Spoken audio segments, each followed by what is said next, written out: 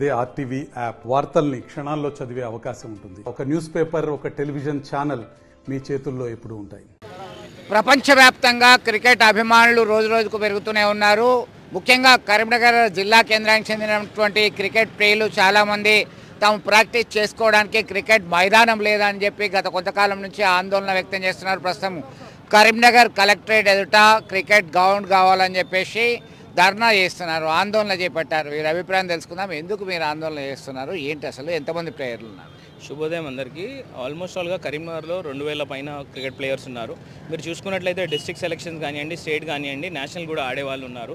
కానీ దురదృష్టకరంగా ఏంటంటే ఇప్పుడు ఒక 2 గ్రౌండ్స్ ఉన్న 2 గ్రౌండ్స్ ఆర్ట్స్ కాలేజ్ కానివ్వండి, మహాత్మా బులే పార్క్ కానివ్వండి, వాకర్స్కి ఇవ్వడం జరిగింది.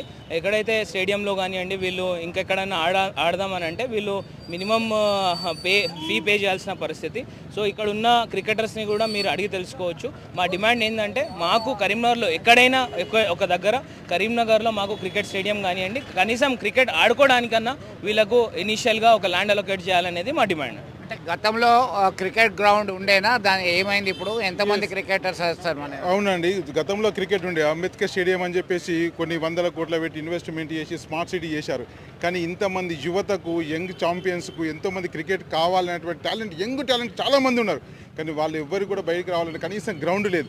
అంబేద్కర్ స్టేడియం ఉంది, దాంట్లోకి పోతే పర్ డే చాలా ఎక్స్పెన్సివ్ ఉంది. 8,000, 9,000, 10,000 చేస్తున్నారు. ఎస్ఆర్ఆర్లో ఛాన్సే లేదు. ఇంత పెద్ద స్మార్ట్ సిటీ, ఇన్ని వందల కోట్లు పెట్టి స్మార్ట్ చేసి కనీసం గ్రౌండ్ పట్ల ఏ ఒక్క నాయకునికి కూడా ఇంట్రెస్ట్ లేకపోవడం నిజంగా అవమానకరం. మీరు ఎవరినైనా కోరినరా మాకు క్రికెట్ గ్రౌండ్ ఏర్పాటు చేయడానికి మీరు ఫెసిలిటీ ప్రొవైడ్ చేయండి అని చెప్పి? చాలా మంది ఇప్పుడు ఉన్నటువంటి ప్రజెంట్ ఎమ్మెల్యే కావచ్చు, అంతకుముందు ఎమ్మెల్యే కావచ్చు, మా సీనియర్స్ కూడా చాలా మంది కూడా ఎప్పటి నుంచో కోరుకుంటూనే వస్తున్నాం. ఆ ఉన్న ఒక్క సర్కస్ గ్రౌండ్ కూడా దాన్ని పార్క్ చేశారు, వాకర్స్ ఓకే సరే, కానీ దీన్ని సపరేట్గా ఒక పెద్ద గ్రౌండ్ చేస్తే బాగుంటుంది కదా. చాలాసార్లు రిక్వెస్ట్ చేస్తాం, చాలాసార్లు వినతి పత్రం, నో రెస్పాన్స్. చేస్తాం, అవుతుంది పోతుంది అన్నమాట తప్ప గ్రౌండ్ ఇప్పటి వరకు కూడా ఫెసిలిటీ చేసినటువంటి అవకాశమే లేదు, చేయట్లేదు. వాళ్ళు చిత్తశుద్ధి లేదని మాత్రం మేము చెప్పగలుగుతున్నాం. గ్రౌండ్ మొత్తం మీద క్రికెటర్స్ తరపున వీళ్ళు ఆందోళనకైతే సిద్ధమైనటువంటి పరిస్థితి. మీరేం కోరుతారు? నా పేరు మొహమ్మద్ అజరుద్దీన్ దబీర్, నేను కూడా డిస్ట్రిక్ట్ ప్లేయర్ని. గత కొద్ది సంవత్సరాల నుండి కరీంనగర్లో క్రికెట్కి ఎటువంటి స్థానం లేదు, గ్రౌండ్ లేదు. గ్రౌండ్ లేనితో దాని గురించి ఎంతోమంది మనం స్టార్టింగ్ నేను కూడా ట్రై చేసిన, మా ఆర్గనైజేషన్ ఉంది, అది కూడా అందరూ ట్రై చేశారు. కానీ ఇప్పుడు వరకు ఏం గ్రౌండ్ గురించి ఎప్పుడు ఎవరు పట్టించుకోలేదు.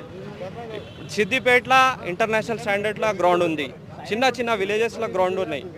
మన కరీంనగర్ పొలిటికల్ హీట్ ఉంది, ఇక్కడ ఇంత ఇంత ఇంత ఇంత పెద్ద లీడర్స్ ఉన్నారు, కానీ క్రికెట్ గురించి ఎవరు పట్టించుకుంటలేరు.